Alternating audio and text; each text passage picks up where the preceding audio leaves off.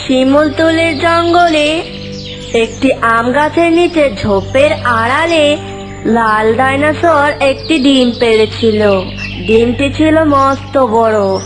সেই গাছেরই আগডালে বসবাস করত এক টুনি পাখি। সে দেখতে অনেক মিষ্টি ছিল। আজকে আমি একটা আবার ডিম পেড়েছি। গতবার যে জঙ্গলে ছিলাম সেই জঙ্গলে আমার ডিমগুলোকে চুরি করে নিয়েছিল, আমি জানতেও পারিনি। তবে এবার এই ঝোপের আড়ালে লুকিয়েই আমি ডিম পারবো। আমার ডিমগুলো চুরি করার জন্য আমি আমার বংশবিস্তার বাড়াতে পারছি না। যাই, পেটে অনেক খিদে পেয়েছে, কোনো শিকার খুঁজে পাই কি দেখি। এই বলে ডাইনোসর চলে যায় খাবার সংগ্রহ করতে। ওদিকে টুনিও তার বাসায় 3টে ডিম পেড়েছিল, আর টুনি সেই ডিমে ভালো করে তা দিচ্ছিল যাতে তার বাচ্চারা খুব শীঘ্রই বেরিয়ে আসে। আমার অনেক খিদে পেয়েছে, এখন একটু আমি খাবার সংগ্রহ করে আনি। এই বলে টুনিও খাবার সংগ্রহ করতে যায়। ডাইনোসর কিছু দূর যেতেই একটি হরিণ দেখতে পায়, আর ডাইনোসর হরিণটিকে খেয়ে ফেলে।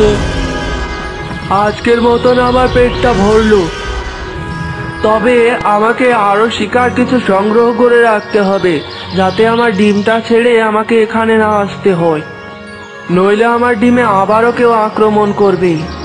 দেখি শিকার আরো পাই কিনা। বনে বনে ঘুরে ঘুরে কেটো কাটা খেয়ে জীবনটা হয়ে গেছে বড় একঘেয়ে। আর পারি না রে, খিদে তো অনেক পেয়েছে, পেটের ভিতর ইঁদুর দৌড়চ্ছে। ধুর, আর ভালো লাগে না, কোথাও কাউরির বাসায় আর একটা ডিমও দেখতে পাই না। এই বলে শিয়ালটি চলে যাচ্ছিল। তখন সে টুনির বাসার কাছে এসে ওখানে একটু দাঁড়ালো। কি ডিমের গন্ধ পাচ্ছি? হ্যাঁ ঠিকই তো, এটি তো একটা ডিমেরই গন্ধ। তবে ডিমটি এখানেই আশেপাশে কেউ লুকিয়ে রেখেছে। এই তো এখানে ঝোপ দেখতে পাচ্ছি, এই ঝোপের আড়ালে নিশ্চয় ডিম আছে। গিয়ে দেখি তো। শিয়াল ঝোপের আড়ালে গিয়ে দেখলো সেখানে এক মস্ত বড় ডিম। ডিমটা দেখে অনেক খুশি হয়ে গেল। এই মা, এ তো দেখি মস্ত বড় ডিম, এই ডিম তো আমার অনেক দিন খাওয়া হবে। এই ডিমটা নিশ্চয় ডাইনোসরের। এখানে বেশিক্ষণ আর থাকা যাবে না, না হলে ডাইনোসর চলে আসবে। আমাকে ডিমটা নিয়ে তা শীঘ্রই কেটে পড়তে হবে। কিন্তু এত বড় ডিম নিয়ে যাব কি করে? হ্যাঁ, আমার পিঠে চাপিয়ে নিয়ে যায়। যেমন বলা তেমনি কাজ। শিয়াল ডিমটিকে পিঠে নিয়ে তার বাসার দিকে রওনা দেয়। এদিকে টুনি পাখি ফিরে এসেছে। টুনি পাখি তার ডিমে তা দিয়েছিল, তখন সে নিচে তাকিয়ে দেখলো ডাইনোসরের বাসাতে ডিমটি নেই। তখন সে বলল, আরে এখানে তো একটা বড় ডিম ছিল ডাইনোসরের, কিন্তু ডিমটা গেল কোথায়?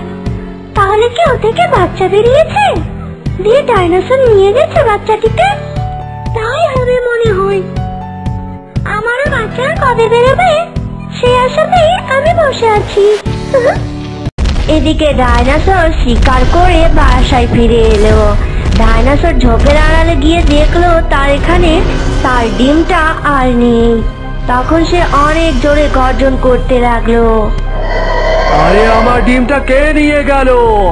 আবার আমার বাচ্চাকে আমি হারিয়েছি। এভাবে তো আমি আমার বংশ বিস্তারই করতে পারবো না।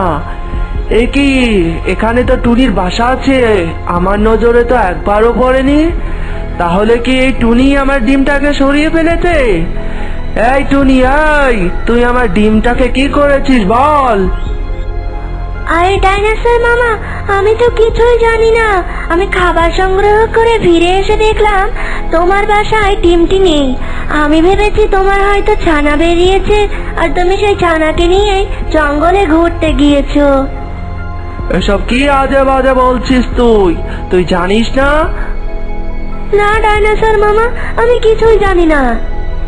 তুই সব জানিস, তুই চুপ কর।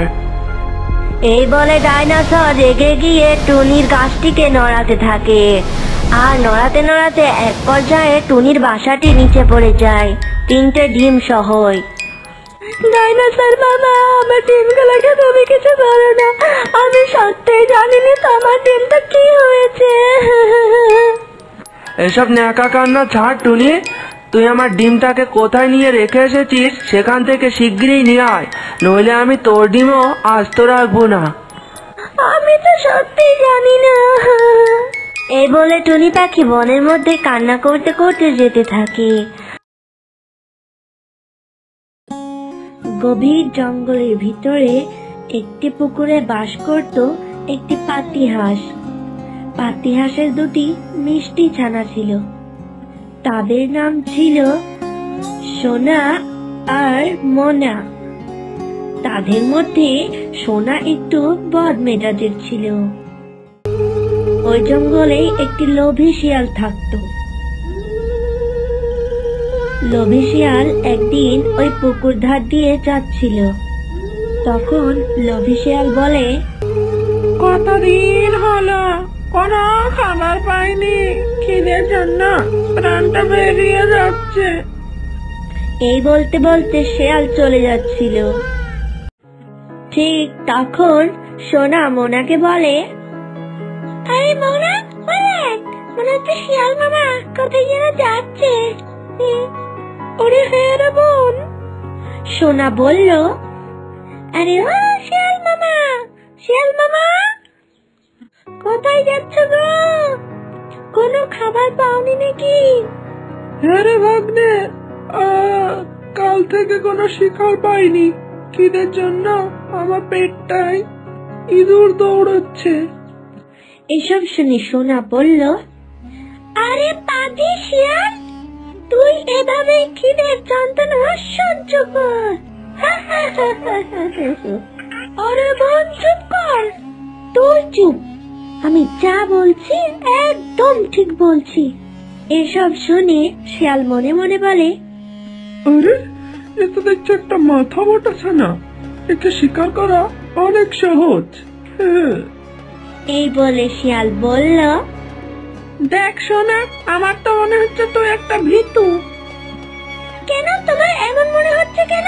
হঠাৎ তোমার এমন মনে হচ্ছে কেন? তুই যদি ভীতু না হতি তাহলে এইসব কথাগুলো আমার কাছে এসে বলতি। আমি কোনো ভীতু না, আমি যাচ্ছি তোমার কাছে।